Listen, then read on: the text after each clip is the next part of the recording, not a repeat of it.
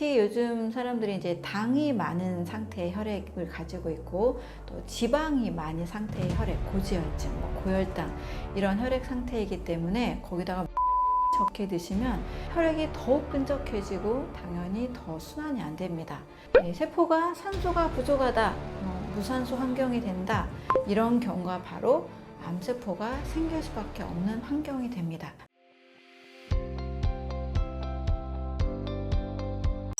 물이 우리 혈액에 미치는 영향은 어떤가요?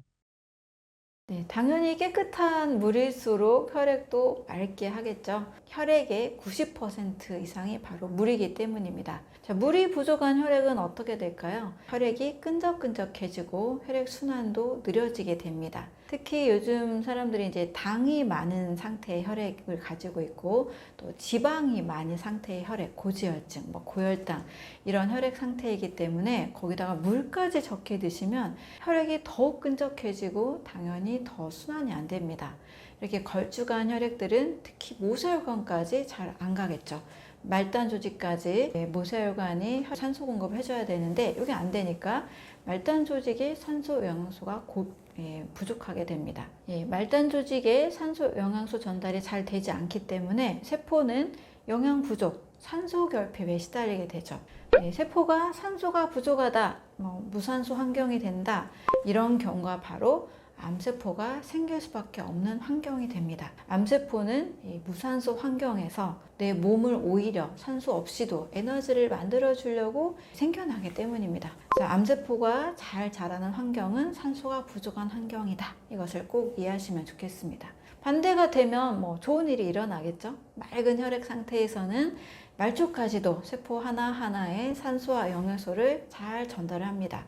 충분히 산소를 잘 공급받은 이 세포들은 미토콘드리아에서 에너지를 잘 만들어냅니다. 면역 세포들도 충분한 산소와 영양소 덕분에 일을 잘 하게 되겠죠. NK 세포도 암세포를 잘 찾아내서 제거하고 T세포도 감염된 세포나 바이러스들을 잘 제거합니다. 이렇게 면역작용이 잘 활발하게 일어나기 위해서는 바로 혈액이 맑고 그 혈액 순환, 흐름이 좋아야 됩니다. 물은 또 림프계의 순환도 잘 도와줍니다. 림프계는 우리 몸에서 여러 역할을 하는데 그 중에서 특히 하수도 시스템처럼 노폐물을 제거하는 역할을 합니다. 지용성 영양소에 전달이 되기도 하고 또 림프 시스템은 면역 세포들을 성장하고 성숙시키는 역할도 합니다. 그런데 이 림프계의 순환이 잘 돌아가게 되면 세포 사이사이에 있는 노폐물들, 또 독소들, 또 나쁜 세포들, 제거해야 되는 세포들이 림프절로 잘 전달이 되고 제거하는 역할들이 잘 일어나게 됩니다. 림프액의 주성분도 역시 물이기 때문에 물이 부족하면 림프순환이 정체되고 물이 충분하면 림프순환이 활발해집니다. 림프가 정체가 되면 여러 조직들의 독소가 또 쌓이게 되고 염증도 잘 생기고 부종도 잘 생깁니다. 염증이 너무 많이 생기는 만성 염증 상태에서는 바로 또 암이 잘 생길 수 있는 환경이 되기 때문에 꼭 주의하실 필요가 있습니다. 하루에 꼭 1.5에서 2리터 정도의 물을 마시는 것을 권장하고요. 체중이 표준 체중 이상으로 더 많이 나가신다거나 운동을 특히 더 많이 하시는 분들은 물을 더 2리터 이상, 2.5리터, 3리터까지도 많이 드실 필요가 있습니다. 적당히 수분 섭취를 잘 한다는 거의 지표는 바로 소변 색깔을 통해서 확인할 수 있습니다. 연한 노란색을 유지하는 것이 적당한 수분 섭취의 지표가 될 수 있습니다. 너무 소변이 진하게 나온다거나 또 어떤 좀 냄새가 난다거나 이런 경우에는 수분이 부족한 경우니까요. 꼭 주의하시면 좋겠습니다. 한국인의 건강을 망치는 식사 무엇인가요? 복잡한 식사는 소화기관에 큰 부담을 주기 때문입니다. 완전 소화가 되지 않고 찌꺼기가 많은 독소 식사가 될 수 있기 때문입니다. 그래서 복잡한 식사 대신 단순한 식사를 지향해야만 우리가 완전 소화 또 영양 섭취를 잘 할 수가 있습니다. 그런데 복잡한 식사를 하면 한번 드실 때 밥도 드시고 국도 드시고 십첩반상 갈비 이렇게 다양하게 드시잖아요. 그러면 우리의 위장이 일단 소화기관이 과부하 상태가 됩니다. 왜냐면 이런 동시에 다양하게 드시는 음식들은 각각 그 음식을 소화시키는 소화 효소가 다르기 때문이에요. 또 음식마다 소화 시간도 다 다릅니다. 과일은 30분 정도면 소화가 되는데 여기 고기 드시고 또 밥도 드시고 여러 반찬을 드시고 또 과일을 이후에 식후에 드시게 되면 소화 시간이 무려 4시간 이상, 5시간 이상, 뭐 때로는 9시간까지 많이 늘어나기도 합니다. 다양한 음식들이 막 탄단지 복잡하게 막 섞이게 되면 소화효소가 다르기 때문에 하나의 음식과 소화 분해가 되는 것들이 잘 이루어지지 않아서 부패해 버립니다. 한마디로 썩어 버린다는 뜻이에요. 썩으면 독소가 생깁니다. 특히 육류를 섭취할 때는 육류가 강한 산성 환경에서 잘 소화가 되기 때문에 강한 산성 환경을 필요로 합니다. 그래서 위는 위액을 분비해서 pH를 1에서 2로 굉장히 낮추게 되죠. 이렇게 산이 강한 환경에서 육류는 잘 소화가 됩니다. 그래서 육식동물인 사자, 호랑이나 또는 잡식성인 강아지의 경우에는 사람보다 위산이 4배 이상 더 강한 이유가 되기도 합니다. 반면 탄수화물을 소화시킬 때는 약 알칼리성 환경이 필요합니다. 탄수화물은 아밀라제는 소화 효소가 약 알칼리성을 띠기 때문에 약 알칼리성 환경에서 잘 소화가 되죠. 그런데 육류 섭취하시고 또 밥을 드시게 되면 이 산성과 알칼리성이 만나게 되죠. 소화액이 서로 어중간한 중성으로 바뀌게 됩니다. 그래서 소화 효율이 떨어지게 되는 거죠. 소화효소를 제대로, 소화효소의 기능이 제대로 이루어지지 않은 상태의 음식물들은 대장으로 가서 부패균의 먹이가 되기도 하고 정말 이렇게 소화가 안 된 상태의 악취가 나는 방귀의 원인이 되기도 합니다. 그 이유는 이제 부패 과정에서 인돌, 스카톨, 암모니아, 페놀 이런 다양한 독성 물질들이 생기기 때문이에요. 이 독소들이 적은 양이면 문제가 없겠지만 많은 양일 경우 장벽을 통해서 또 혈액으로 흡수되고 간으로 또 가게 됩니다. 그럼 간은 어때요? 또 이 독소들을 해독하느라고 과부하가 걸리겠죠. 또 간이 지치게 되고 지치면 해독 능력이 또 떨어지게 됩니다. 이 독소가 또 몸으로 퍼지게 되고 몸에 또 만성 염증을 일으키고 염증은 또 암의 환경이 되는 요소를 만들어냅니다. 또 이렇게 이 섞인 음식을 먹는 것 뿐만이 아니라 여러 가공식품, 첨가물들, 인공 조미료, 다양한 양념들이 더해지면 문제는 더 심각해지는 거죠. 다양한 화학 첨가물들은 우리 몸이 인식 못하기 때문에 소화를 못 시킵니다. 또 면역계에서는 이 물질을 이물질로 인식을 하게 됩니다. 간에서 해독을 많이 해야 될 뿐만 아니라 몸에서도 면역 처리를 해야만 하는 몸으로 바뀌기 때문에 염증이 많이 생기고 암세포가 생길 수 있는 환경을 만들게 됩니다. 간이 건강해지면 우리 몸에서는 어떤 일들이 일어나게 되나요? 간이 건강해지면 사실 우리 몸의 모든 기능들이 매우 좋아지게 되겠죠. 역전하게 됩니다. 먼저 독소가 크게 줄어듭니다. 그래서 간의 해독 능력이 회복이 되면 혈액이 맑아지게 되겠죠. 이 혈액이 맑아지기 때문에 염증도 줄어듭니다. 만성 염증들이 가라앉게 되면 면역 세포들이 이제 더 이상 일을 하지 않아도 되니까 쉴 수 있습니다. 지치지 않은 면역 세포, 휴식을 한 면역 세포는 자기 기능을 다 하게 되겠죠. 그 중에서 이제 쿠퍼 세포가 정상적으로 일을 하게 됩니다. 과활성화된 상태에서 이제 벗어나서 제대로 정상적인 기능을 하게 됩니다.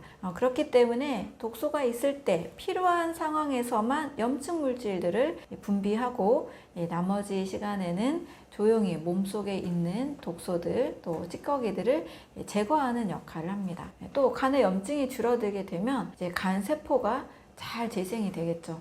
새로운 이 간 세포가 잘 만들어지면 이 간의 해독 능력도 늘어나고 해독 효소도 늘어나고 면역 단백질 생산이 증가하게 됩니다. 자, 이렇게 몸이 전체적으로 좋아지게 되니까 혈액이 맑아진 상태에서 충분한 산소와 영양소를 공급하면 사실 모든 장기가 다 같이 좋아지게 되겠죠. 깨끗한 혈액이 이제 뇌로 가고 심장으로 가고 폐와 신장으로 잘 공급이 됩니다.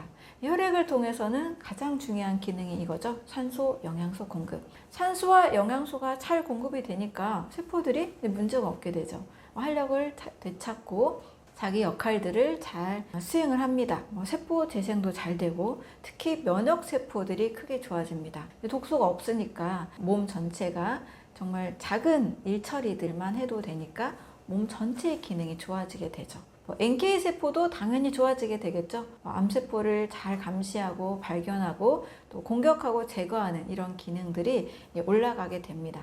T세포 같은 면역세포도 잘 작동을 하면서 바이러스에 감염된 세포들을 찾아내고 바이러스도 제거하고 또 기억 면역이 올라가면서 다음에 만들어낸 이 항체 생산에도 기여를 하게 됩니다.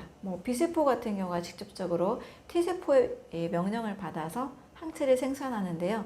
항체 생산하는 이런 일들, 세균이나 바이러스에 대한 방어력도 굉장히 올라가게 됩니다. 또 장, 간 순환도 굉장히 바로 정상화가 되겠죠.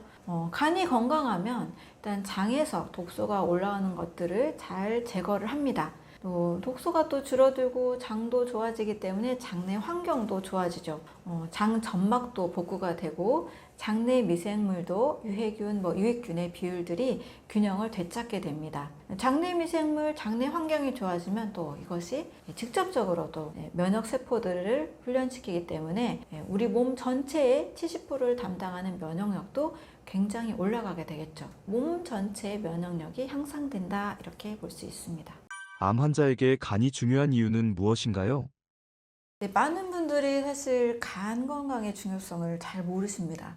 간이 단백질 대사의 아주 중심이고 간이 없으면 이 단백질을 제대로 이용을 할 수가 없습니다. 아미노산을 분류하고 필요한 단백질을 합성하고 또 불필요한 아미노산을 모두 처리하는 것 다 모두 간이 합니다. 우리가 먹은 이 단백질은요, 소장에서 일단 아미노산으로 분해되고 흡수가 됩니다. 또 이 아미노산들이 문맥이라는 혈관을 통해서 간으로 가게 되는 거죠. 간은 이것을 받아서 우리 몸에 필요한 것으로 만들어냅니다. 알부민이라는 혈장 단백질도 만들고 응고인자도 만들고 면역 글로불린도 만들고 또 각종 효소를 만들어냅니다. 특히 알부민 되게 중요하거든요. 혈액 검사에서 알부민 수치를 또 잘 체크하는 것이 필요합니다. 알부민은 혈액 속을 떠다니면서 여러 가지를 해주고 있습니다. 삼투압도 유지시켜요. 혈관 속 수분이 조직으로 새는 것을 막아줍니다. 또 호르몬과 약물도 운반하고요. 독소를 결합해서 독성을 제거해 줍니다.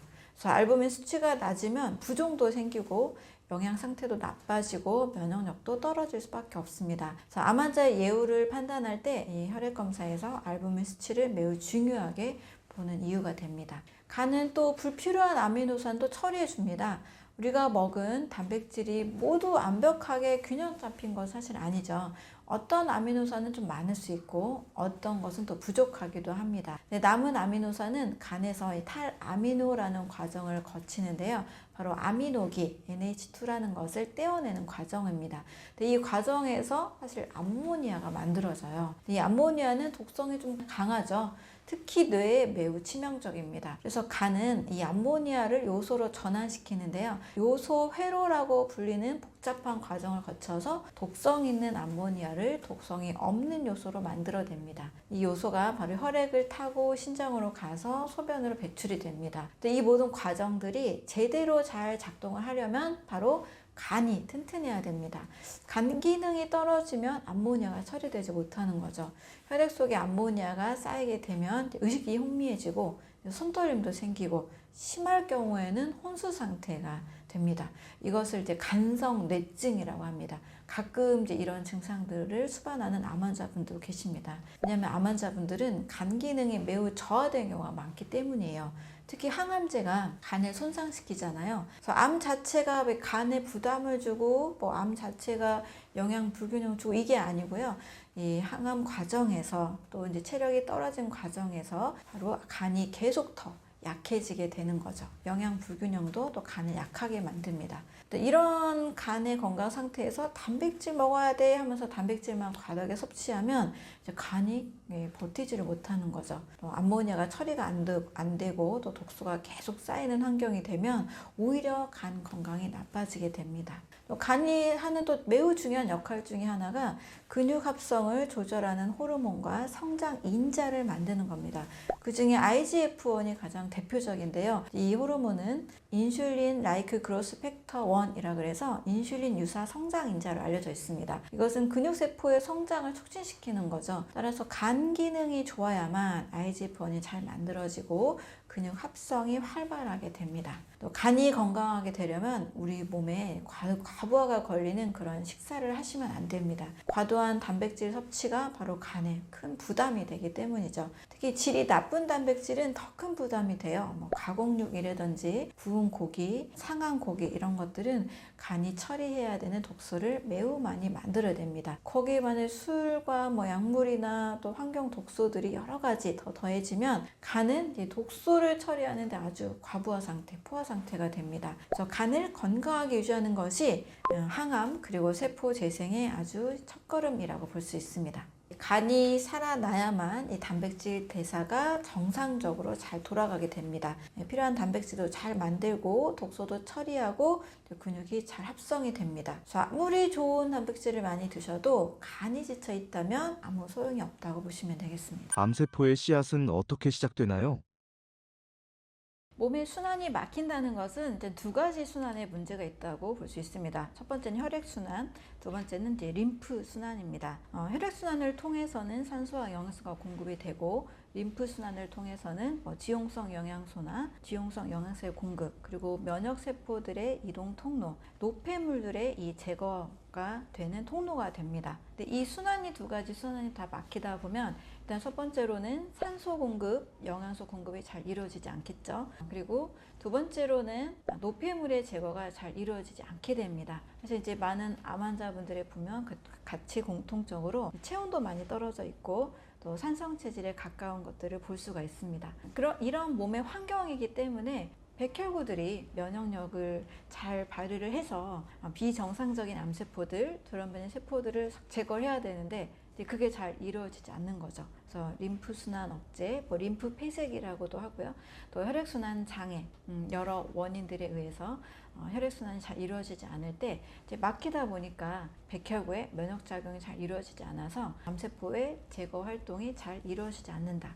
이렇게 보고 있습니다. 그래서 우리 몸에는 일단 노폐물이 잘 쌓이는 환경들을 최대한 막아야 돼요. 제가 해독을 강조하는 이유도 바로 이 노폐물이 몸속에서 각종 다양한 폐해를 일으키기 때문이죠. 면역세포가 가지도 못하게 하고 또 염증을 계속 만들어냅니다. 그러면 몸속에서 다양한 미세 염증들이 일어나서 내 몸의 백혈구가 그것을 처리하느라고 굉장히 탈진하게 되는 거죠. 더 이상 염증들이 제거가 되지 않는 환경이 계속 지속이 되다 보면 이 염증들이 호기되고 양성에서 또 악성으로 또 바뀌게 되는 악순환이 일어나게 됩니다. 그래서 암세포는 일단 몸의 혈액순환 또 림프순환이 충분히 이루어지지 않는 뭔가 순환이 막힌 환경에서 이루어진다라고 보고 있습니다.